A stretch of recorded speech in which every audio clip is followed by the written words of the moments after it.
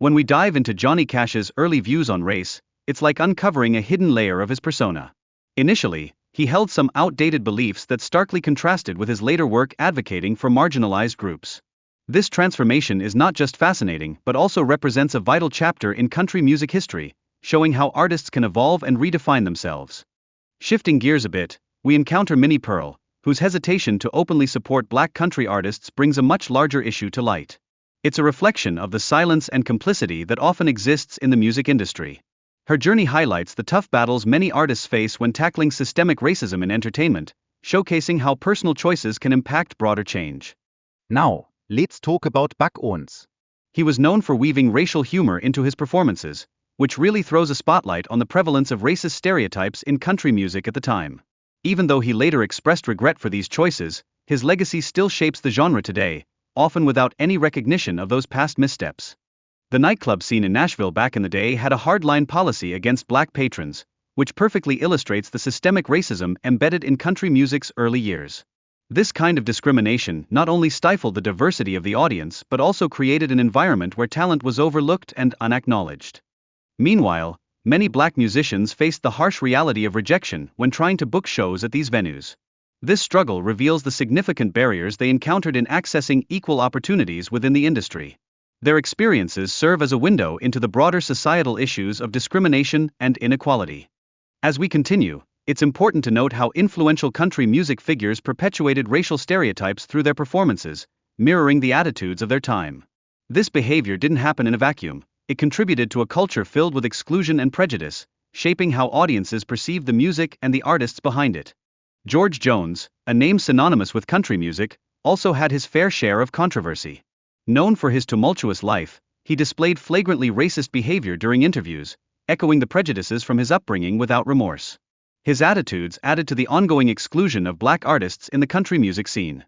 Moving on to Roy Acuff, celebrated as the king of country music, he actively opposed integration and fought to keep the genre racially exclusive.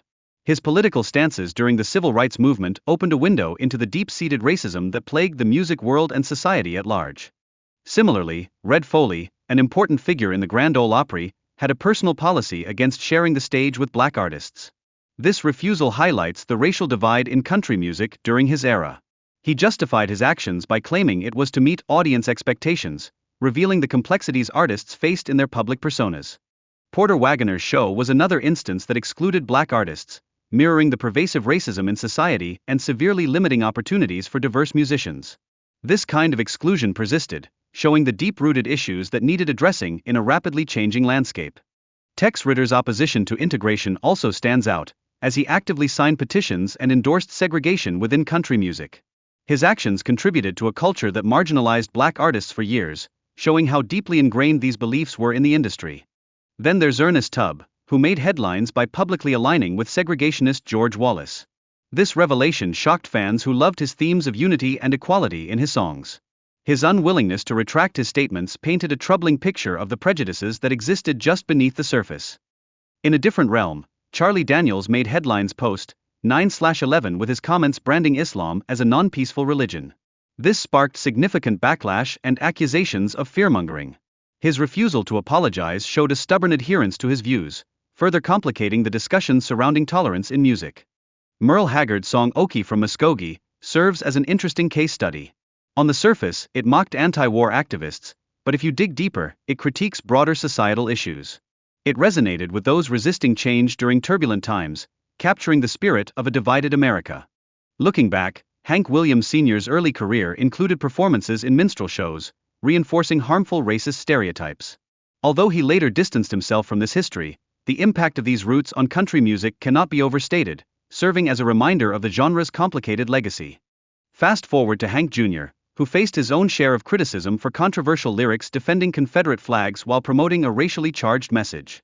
Despite the backlash, he continued to attract large audiences, which raises questions about how society reconciles admiration for talent with troubling ideologies. Now let's discuss Johnny Rebel. His music, filled with overtly racist themes, was shunned by mainstream media yet found an audience in underground markets. This scenario highlights the persistence of hate in music, initiating heated debates about the role of art in perpetuating or challenging societal norms. Finally, we have David Allen Company, whose extreme content, marked by violence and racism, got him banned from radio. Yet, he still managed to cultivate a loyal following. His legacy remains highly controversial, illustrating the fine line between artistic expression and the responsibilities artists carry in shaping the cultural landscape.